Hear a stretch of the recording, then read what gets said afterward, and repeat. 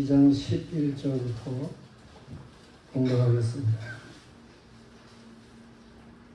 사랑하는 자들아, 거류민과 나그네 같은 노이를 권하노니 영혼을 거슬러 싸우는 육체의 정욕을 제하라. 너희가 이방 중에서 행실을 선하게 가져 너희를 악행한다고 비방하는 자들로 하여금 너희 선한 일을 보고 오시는 날에 하나님께 영광을 돌리게 하려 합니다. 인간의 모든 제도를 주를 위하여 순종하되 혹은 위에 있는 왕이나 혹은 그가 악행하는 자를 징벌하고 선행하는 자를 포상하기 위하여 보낸 총독에게 하라. 곧 선행으로 어리석은 사람들의 무식한 말을 막으시는 것이라. 너희는 자유가 있으나 그 자유로 악을 가리는 데 쓰지 말고 오직 하나님의 종과 같이 하라. 무사람을 공경하며 형제를 사랑하며 하나님을 두려워하며 왕을 존대하라. 아멘. 이제 성가대 찬양이 있습니다.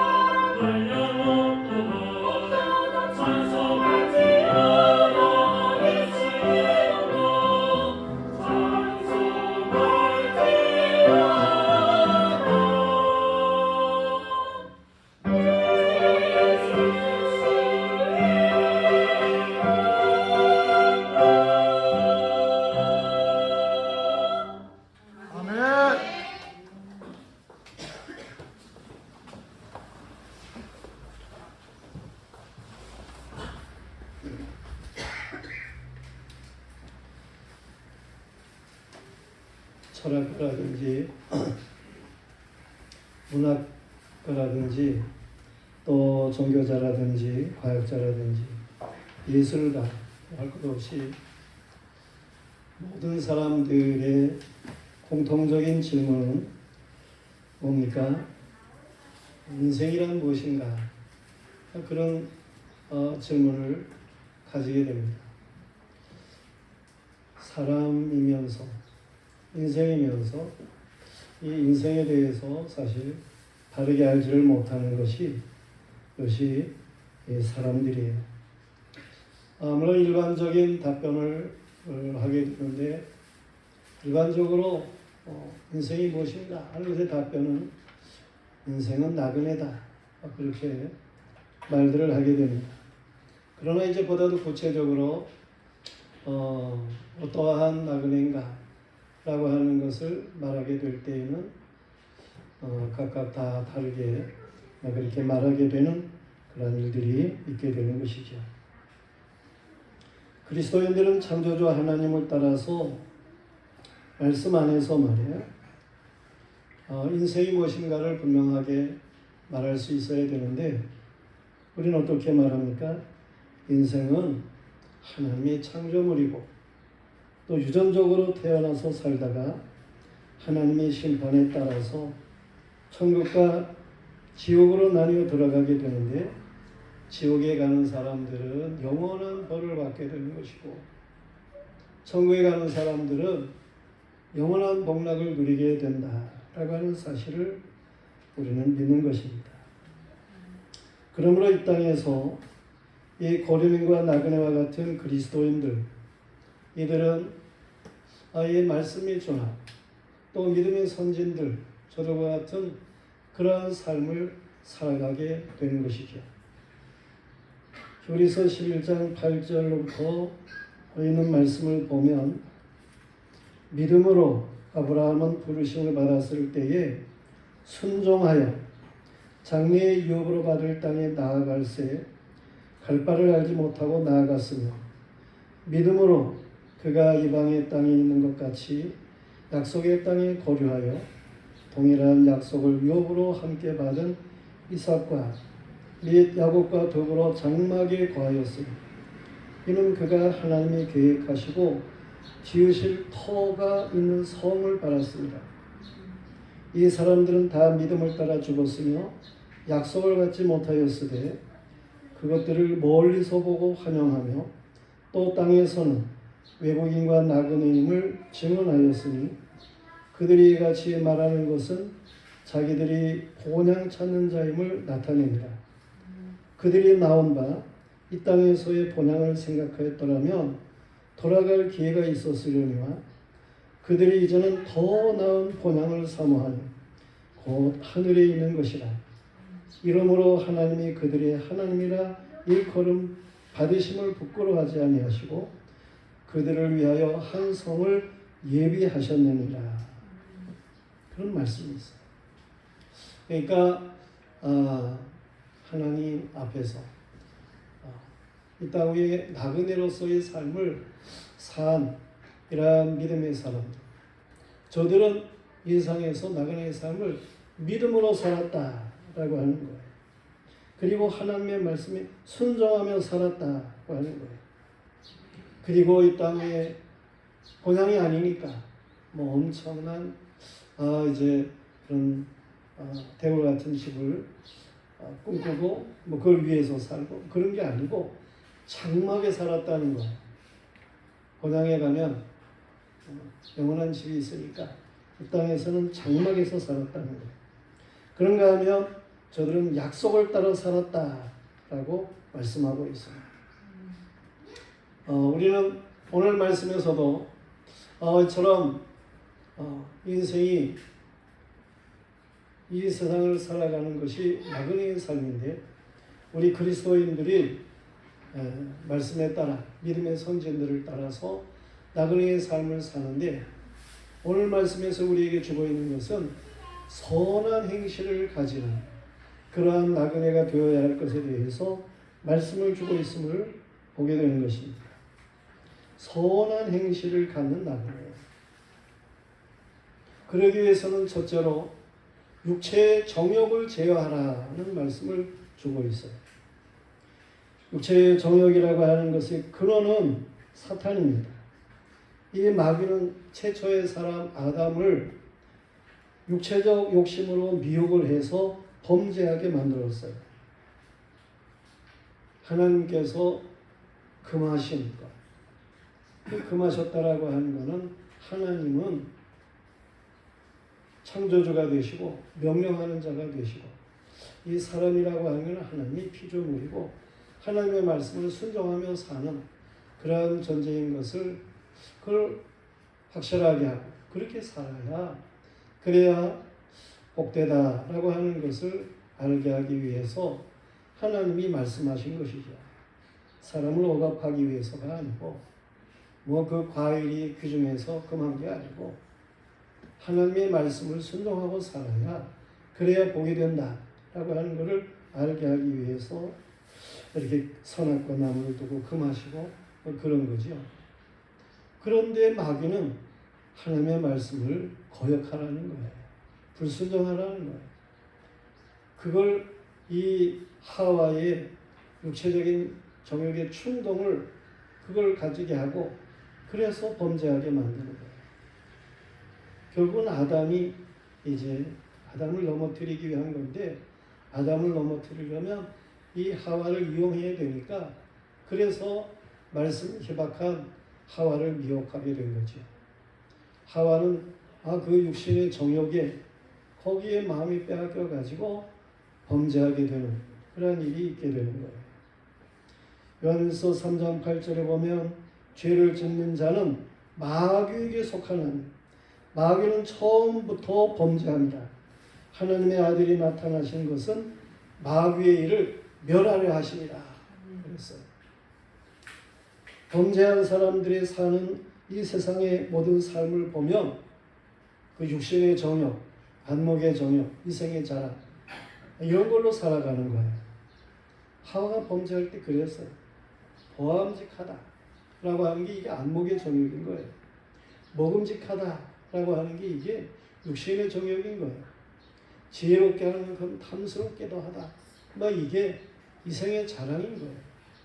마귀는 언제든지 그렇게 이 사람의 육신의 정욕을 이걸 충동질 해가지고 그래서 범죄하게 만드는 겁니다.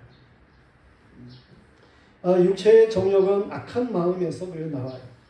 죄를 범한, 불순종한 이 악한 마음에서부터 육체의 정욕이 나오도록 되어 있어요. 마태복음 15장 19절에 보면 마음에서 나오는 것은 악한 생각과 살인과 간음과 음란과 도적질과 거짓 증언과 비방이다 라고 말하고 있어요. 에베소 2장 3절 말씀에서도 전에는 예수님을 알지 못할 때 믿지 않을 때 전에는 우리도 다 그 가운데서 우리의 육체의 욕심을 따라 지내며 육체와 마음이 원하는 것을 하여 다른 이들과 같이 본질상 진노의 자녀였더니 그런 말씀이 있어요. 이제 예수 그리스도 안에 새 사람이 되었다라고 하는 거죠.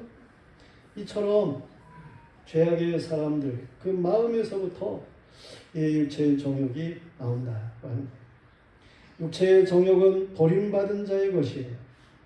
로마서 1장 24절 25절 말씀에 보면 하나님께서 그들의 마음의 정욕대로 더러움에 내버려 두사 그들의 몸을 서로 욕되게 하셨으니 이는 그들이 하나님의 진리를 거짓 것으로 바꾸어 피조물을 조물주보다 더 경배하고 섬깁니다.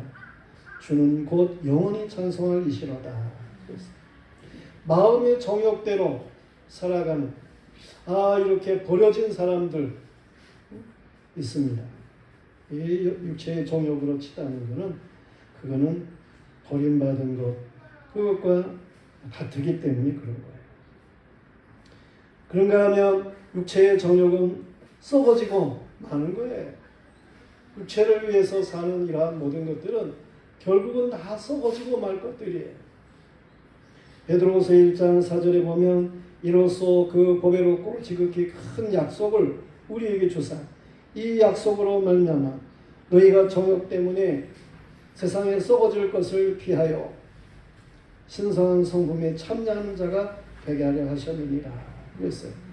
그러니까 이 세상에 이 정욕적이라고 하는 것 이것은 장차 우리가 죽어 육신이 썩으면 다 썩어지고 마는 것들이에요.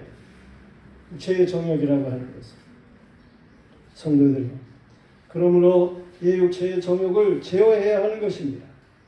마귀적인 것, 이 약한 것, 이 썩어질 것 말이에요. 이 하나님께서 더러워서 버리는 이러한 것들, 이런 육체의 정욕을 제어해야 되는 거예요. 육체의 정욕은 영혼을 거슬러 싸우게 됩니다. 이 육체의 정욕으로 나가면 이 영혼은 점점 더 피폐해질 수밖에 없다, 그런 말이에요. 로마서 13장 14절에 보면 오직 주 예수 그리스도로 옷 입고 정욕을 위하여 육신의 일을 도모하지 말라 그랬어요. 야고보서 4장 3절에서는 구하여도 받지 못함은 정욕으로 쓰려고 잘못 구하기 때문이다. 하나님 앞에 기도한다고 그러는데 육체적인 정욕의 것을 이 하나님이 더럽게 여기는 것, 그거 영원하지 못한 것만, 그것만을 위해서 구하는 것, 그걸 하나님께서 허락하시겠나, 그런 말이에요. 영혼을 위해서 구하고 영원한 것을 위해 구하고 막 하나님의 영광을 위해서 구하고, 그러면 이 하나님의 영광을 위해서 살아갈 수 있는 육신의 강건함도 주는 것이고, 이 영혼을 위해서 살아갈 수 있는 필요한 것들도 다 하나님께서 주시는데, 그냥 육체적인 정욕의 것들만 구하니 하나님께서 그걸 주시겠나, 그런 말씀이에요. 말세의 정욕을 따르는 자가 많습니다. 베드로후서 3장 3절에 보면 먼저 이것을 알지니 말세에 정욕하는 자들이 와서 자기의 정욕을 따라 행하며 라고 말하고 있어요.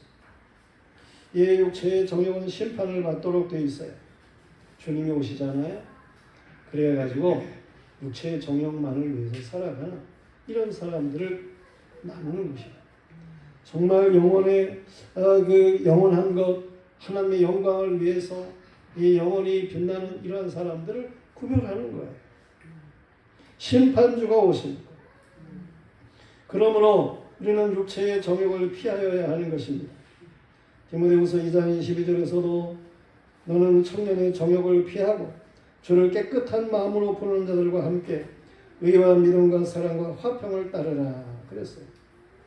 육체의 정욕을 피하기 위해서는 성령의 인도를 받아야 되는 거예요. 성령 충만해야 하는 거예요. 갈라디아서 5장 16절에 보면 내가 이르노니 너희는 성령을 따라 행하라. 그리하면 육체의 욕심을 이루지 아니하리라 그랬어요. 우리는 성령 충만해서 성령을 따라 행해야 하는 거예요. 보디발의 아내 유혹을 받은 요셉과 같이 육체의 정욕의 것들, 미혹해오는 모든 것들을 피하는 게 상책이죠. 보디발의 아내와 같은 자들이 많아요. 말세는 그렇습니다.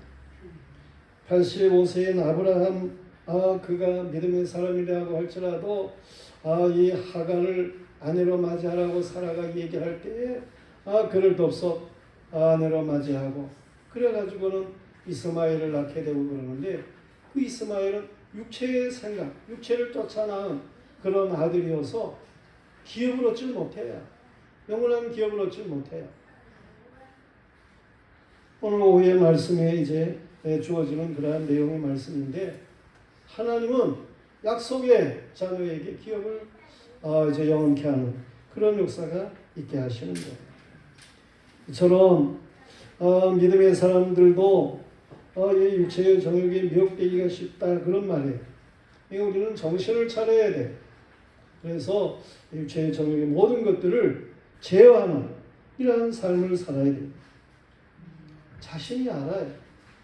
내가 지금 육체의 정욕으로 시닫고 있는지 그거 안다니까요. 그러니까 오늘 말씀에 비교해 볼 때 우리는 선한 행실을 행하는, 선을 행하는 나그네가 되어야 된다 그랬는데, 자신이 자기를 볼 때에 말이에요. 정말 내가 선을 행하는 사람인가? 자신이 볼 때에도 내가 선을 행하는 사람이다 라고 인정을 할 수 있는 그런 사람으로 살아야 된다, 그런 말씀이에요. 그런가 하면 두 번째로는 인간의 죄로에서 주를 위해서 순종해야 하는 것, 그것이 선을 행하는 것. 세상의 법은 본래 율법과 비슷합니다.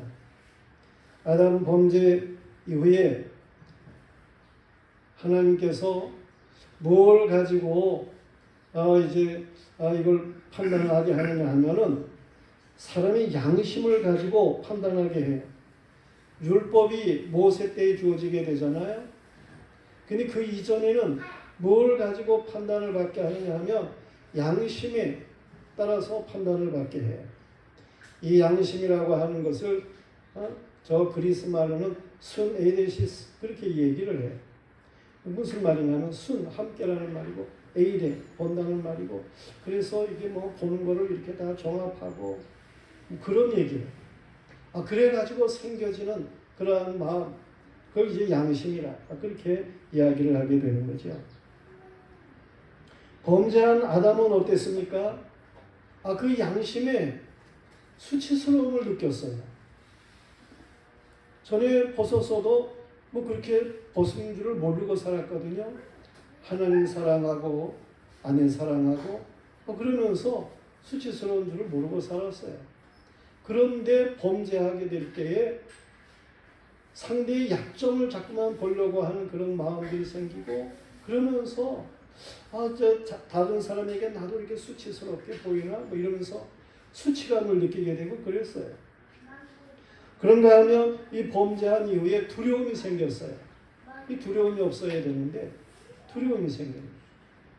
그런가 하면 이제 저주를 받아가지고 가서 땅을 파고 땀을 흘리고 뭐 힘써 고생하고 뭐 이런 등등의 일들을 통해 가지고 고달픔을 경험하게 되고 그래요. 이 범죄한 사람은 범죄한 인생들은 수치심, 두려움, 고달픔 뭐 이런 것들을 나름대로 이제 경험을 가지게 되는 거죠. 그러므로 인간의 경험에서 나온 이 이성적인 양심은 말이에요. 수치심을 가리려고 하는 그런 일들이 생겨요. 그러니까 이제 하나님 앞에서 진심으로 수치심을 가리고 그러는 게 아니고 이 사람, 임시변통 뭐 그런 걸로다가 그래서 뭐 옷이나 만들어 입고 뭐 그러는 거예요. 죽임을 당할 두려움을 벗어나려고 그래요. 상대방이 나를 죽이면 어떻게 하나. 뭐 이런 죽음을 벗어나려고 나름대로 협상을 하게 되고 뭐 그런 게 있죠. 인생을 고달프게 하는 것들을 이걸 벗어나려고 사람 사이에 우리가 윤리를 가지자, 도덕을 가지자, 뭐 그런 얘기를 하게 되고 이제 그런 걸 만들고 그러는 거예요. 그게 이제 법이죠. 이 양심이라고 하는 거는 그렇게 율법과 비슷해요. 물론 여호와께서 주신 율법은 사람이 이성에서 나오는 그런 것보다 더 우월한 것 틀림없는 거죠. 하나님이 주신 거니까. 그래서 진정으로 죄가 뭔지에 대해서 하나님의 율법은 알게 하죠. 이 죄의 저주가 뭔지를 알게 하죠.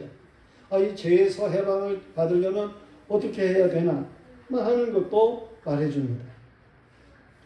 여호와께서는 이성의 양심의 율법을 주셨고 죄를 알게 하는 고통이 있게 하였고 이 몽학 선생 같은 율법으로 구세주에게로 인도하는 구원의 필요성을 깨닫게 하고 그러셨어요. 율법은 하나님께로부터 온 것이고 죄를 깨닫게 함으로 거룩하고 의로운 거예요. 오늘 세상 모든 제도를 보면 말이에요. 법이라고 하는 게 있죠. 인간 제도의 법이라고 하는 것이 있어요.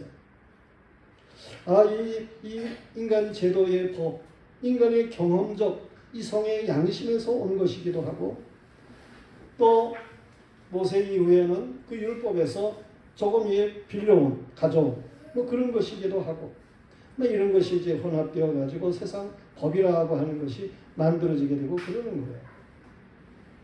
율법이나 세상의 법은 어떻습니까? 눈은 눈으로, 이는 이로, 그래서 보복을 하는 이런 것들을 말해주고 있어요. 억압을 당해야 하는 그런 것들을 말해주고 있어요.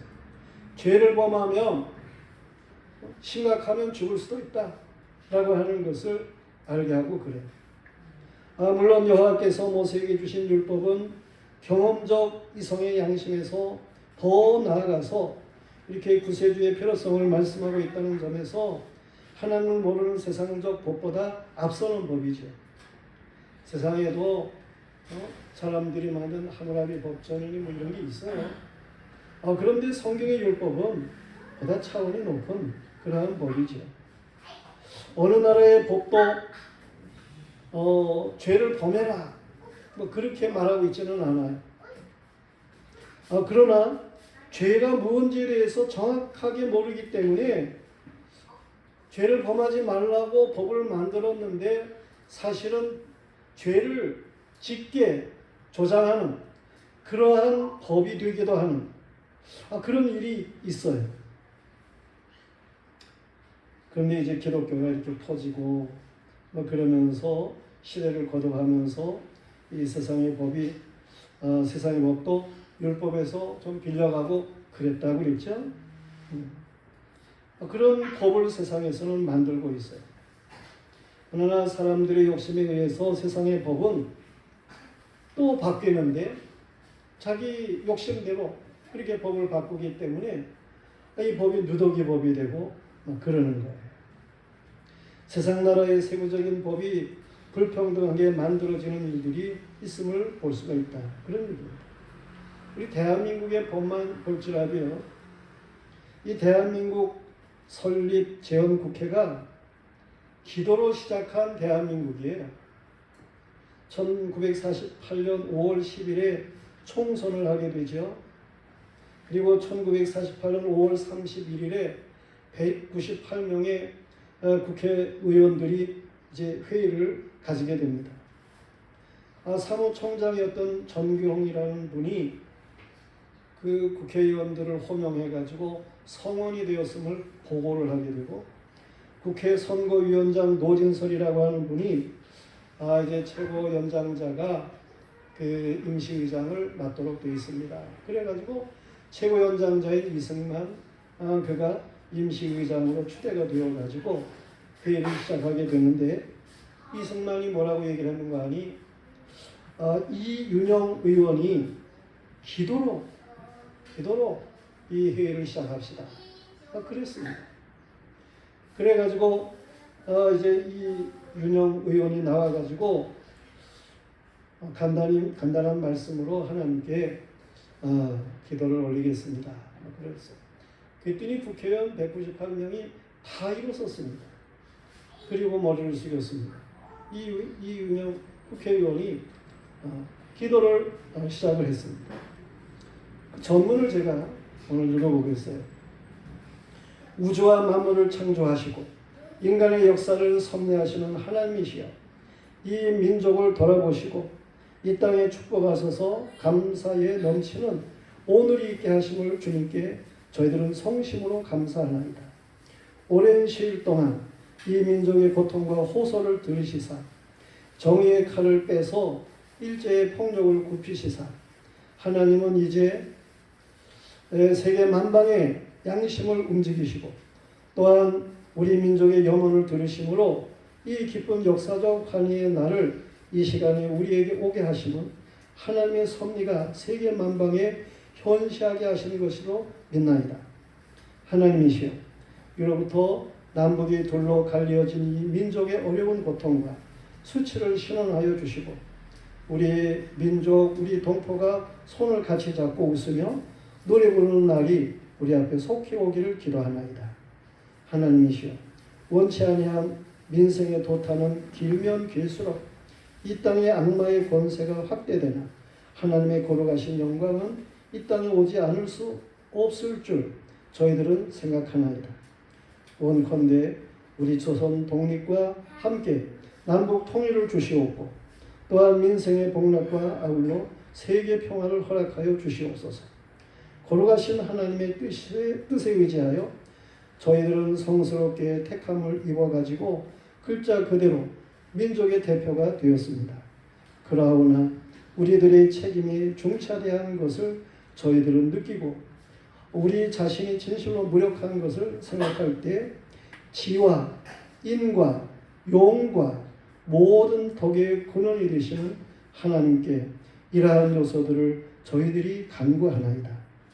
이제 이로부터 국회가 성립되어서 우리 민족의 염원이 되는 모든 세계 만방이 주시하고 기다리는 우리의 모든 문제가 원만히 해결되며 또한 이로부터서 우리의 완전 자주 독립이 이 땅에 오며 자손만대에 빛나고 푸르른 역사를 저희들이 정하는 이 사업을 완수하게 하여 주시옵소서. 하나님이 이 회의를 사회하시는 의장으로부터 모든 우리 의원 일동에게 건강을 주시옵고 또한 여기서 양심의 정의와 위신을 가지고 이 업무를 완수하게 도와주시옵기를 기도하나이다. 역사의 첫걸음을 걷는 오늘의 우리의 환희와 우리의 감격에 넘치는 이 민족적 기쁨을 다 하나님에게 영광과 감사를 올리나이다. 이 모든 말씀을 주 예수 그리스도의 이름을 들어 기도하나이다. 아멘. 이렇게 기도를 했어요. 이 재헌국회의 첫 시작을 이렇게 기도하고 시작한 거예요. 이 재헌국회에서 만들어진 법은 물론 미국 법이 모법이 되다시피 하지요. 물론 전체가 다 이렇게 인용이 된 건 아니고 우리나라에 맞게 미국의 법이 이제 모법이 되는 그런 게. 근데 미국의 법이라고 하는 것이 이게 영국의 청교도적인 신앙에서 나온 법인 거예요. 이 웨스트민스터 신앙 고백에 준한 그런 법인 거예요. 그렇기 때문에 참으로 훌륭한 그런 법인데 이러한 법을 모법으로 해서 우리나라 법이 만들어진 거죠. 이 법이 48년 7월 17일에 공포가 됐어요. 7월 20일에 간접 선거를 하게 되죠. 그 법에 의해서. 그래가지고 초대 대통령으로 이승만 대통령이 이제 선출이 되는 거예요. 그래서 8월 15일에 대한민국 정부가 수립을 선포하게 하는 거예요. 이 우리나라 역사가 그렇게 되어지는 거예요. 이런 대한민국의 법을 군사 독재에서 흔들어 놓고 이 기독교를 무력화시키려는 용공 세력들, 이 공산주의 이론을 가져와 가지고 그런 거를 갖다가 법에다가 이제 집어넣게 되고 인권의 원리도 모르는 자들이 오늘날에는 이 동성애법이라든가 이 다른 종파의 복음을 전파하지 못하게 하려고 하는 이 차별법이라든가 이런 법들을 갖다가 이 법에다가 집어넣으려고 하는 거 아니에요? 이제까지도 그렇게 여러 번 다른 많은 것들을 그려왔지만 오늘날에 와가지고는 이런 잘못된 법들을 집어넣으려고 하는 그런 일들이 있다 그런 얘기예요. 급조된 법을 가지고 자기들 입맛대로 사람을 정죄하려는 그런 일들이 있어요. 이런 하나님을 거역하는 조작된 법을 우리는 조심해야 된다 그런 얘기입니다.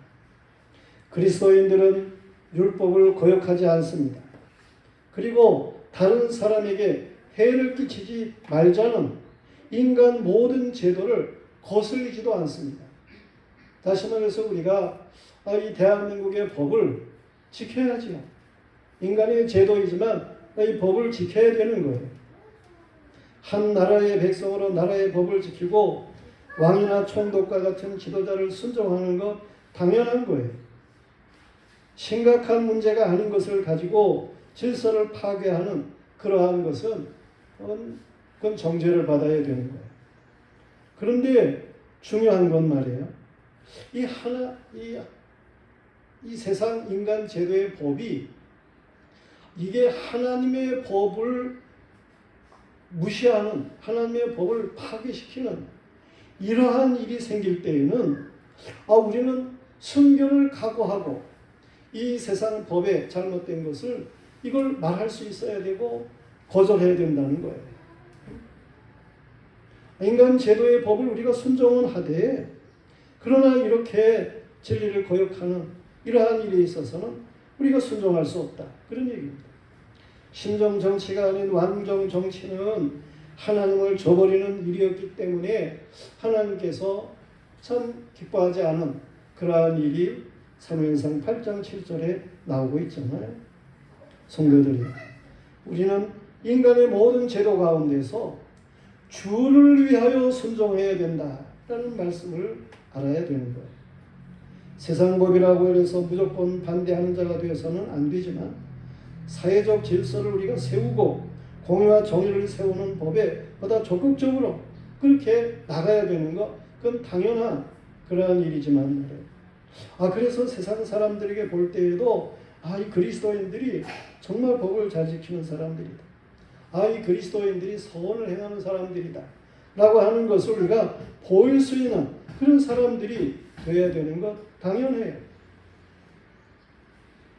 그러나 이미 말한 대로 진리를 거스리는, 그래서 죄를 조장하는 이러한 세상 악법은 이거는 우리가 지킬 수가 없는 거죠. 그건 고역해야 되는 것이고 그런 것은 반대해야 되는 거고 말이에요. 그리스도인들이 세상에서 선을 행한다는 그런 말을 들을 수 있어야 된다는 거예요. 지금 하고 있는 말은 인간 제도의 모든 것들을 그게 하나님에게 거역되는 법이 아닐진데 우리는 그런 모든 법을 철저하게 잘 지키면서 선을 행하는 자가 되어야 된다. 그런 말이에요. 공부를 잘하는 사람들에게 상을 주고 뭐 손흥민 선수, 축구 선수가 국위를 선양했다 그래가지고 무슨 큰 훈장을 받고 뭐 그랬잖아요. 뭐 그런 거 좋은 거죠. 좋은 일이에요. 제복의 사람들이 사회에 희생적인 공헌을 하고 뭐 이래가지고 칭송을 받고 이러는 일들, 그거 좋은 일이에요. 우리 그리스도인들이 그런 일에 뭔가 앞장설 수 있는 그런 사람들이 돼야 되는 거예요. 세상 사람들은 상을 받으면 대단하고 하다고 말을 하잖아요. 근데 좋게 의미에서 선한 방향으로 주어지는 그러한 상일진데 우리는 그런 상을 받도록 살아야 된다. 그런 얘기입니다. 오늘 말씀의 중심, 이 두 번째의 중심은 뭐냐? 세상 사람들에게도 그리스도인들이 선을 행하는 사람들이라고 하는 인정을 받는 사람들이 되어야 된다는 말씀이에요. 우리 영화교회 성도들이 정말 이 지역의 사람들에게 저 사람들은 정말 법이 없어도 사는 사람들이야. 뭐 그런 말을 들을 수 있어야 하는 것입니다. 선을 행한다는 말을 들을 수 있어야 되는 거예요. 그런가 하면 세 번째로 선을 행하되 어떻게 해야 되느냐? 하나님의 종으로 자유하라는 거예요. 그리스도인에게는 주께서 주신 자유가 있습니다.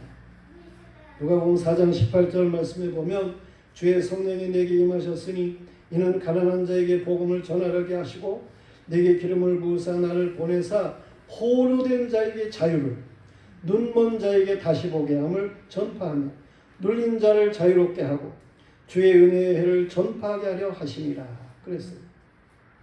이 자유는 진리이신 예수 그리스도 안에서의 자유인 거예요. 요한복음 8장 32절에 진리를 알지니 진리가 너희를 자유케 하리라 그랬어요. 이 자유는 세상 그 무엇에도 억압을 당하지 않는 자유인 것이죠. 이 자유는 죄에서의 자유인 거예요. 로마서 8장 1절과 2절 말씀에 보면 이제 그리스도 예수 안에 있는 자에게는 결코 정죄함이 없나니 이는 그리스도 예수 안에 있는 생명의 성령의 법이 죄와 사망의 법에서 너를 해방하였습니다. 그랬어요. 이 죄에서의 자유함, 이것이 있어야 되는 거예요. 이 자유는 영적인 자유예요. 고린도서 3장 17절에 주는 영이시니 주의 영이 계신 곳에는 자유가 있느니라 그랬어요. 이 자유는 방종이 아닌 거예요. 우리는 하나님의 종으로 자유를 남용하지 않고 살아야 하는 것입니다.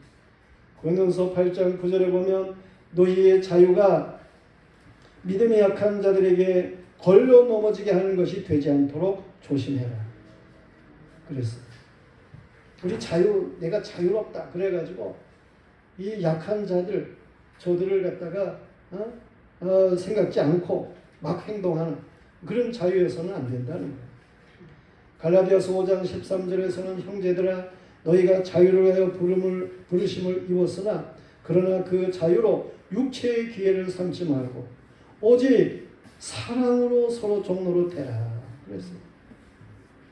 이 자유라고 하는 이 자유로 행하라고 하는 이 말씀은 이건 사랑으로 행하라고 하는 그런 말씀과 같은 거예요.